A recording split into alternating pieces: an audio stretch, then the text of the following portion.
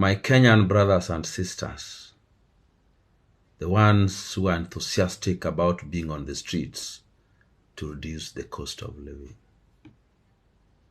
I want to tell you this sincerely from the bottom of my heart, that this is an exercise in futility. It is an exercise that only serves one person. It is an exercise that the people participating in it have no idea what it is all about. But whatever you believe it is about, one thing that I know and certain it is not about is that it will reduce the cost of living. The other thing that I know it is not about is that it can remove a sitting president from office. But I want to tell you what it can degenerate into. It can degenerate into a civil war. It is not possible to remove a sitting president anywhere in the world. If he feels threatened, he is the commander-in-chief of all the Kenyan armed forces. Even the police is armed. The GSU is armed, and all the other formations. Our young boys are being cheated that they are fighting a battle they can win. You cannot. But I want to remind you, when such nonsense began in Somali degenerated into a stateless nation. And those who had wealth there, their wealth reduced to nothing. Those who had food lost all the food. Those who had money lost all the money. The prices which were high went through the roof. They became now too high for anyone to afford. And the streets were smelling of blood. When such nonsense began in Rwanda, people thought it was a joke. It turned out to be a disaster. The streets, the bushes were all smelling of rotten flesh. Uganda was not spared at some time. Sudan, it is raging today. People are dying in their thousands. My brothers and sisters, you will miss this peace you have. This is a country where people vote to decide who leads them. This is a country where people go to court for whatever grievances they have. This is a country where people make laws in parliament. Democracy cannot only be working when Raila Odinga wins. Democracy cannot only be working when he has his way in parliament. The rule of law cannot only be working when Raila has his way in the courts. We have had enough of this circus.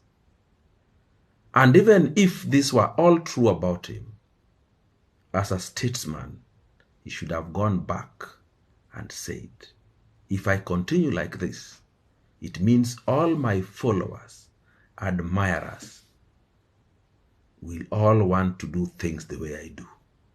In the future, they will want to reject every election lost, walk out of every parliament where they are outnumbered, reject every court decisions that do not favor them, because people copy their leaders.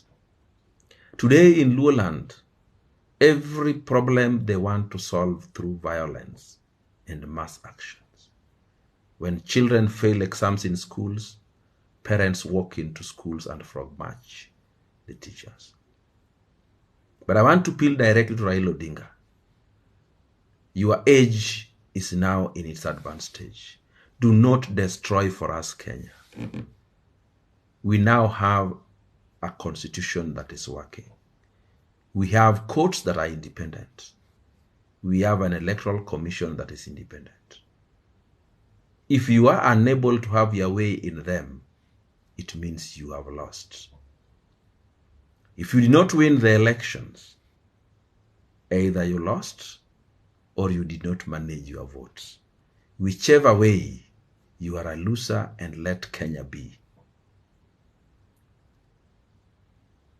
You are on the streets with your army to fight for the reduction of the cost of basic items. But remember, if Kenya degenerates into war, the cost will skyrocket. They will go up tenfold.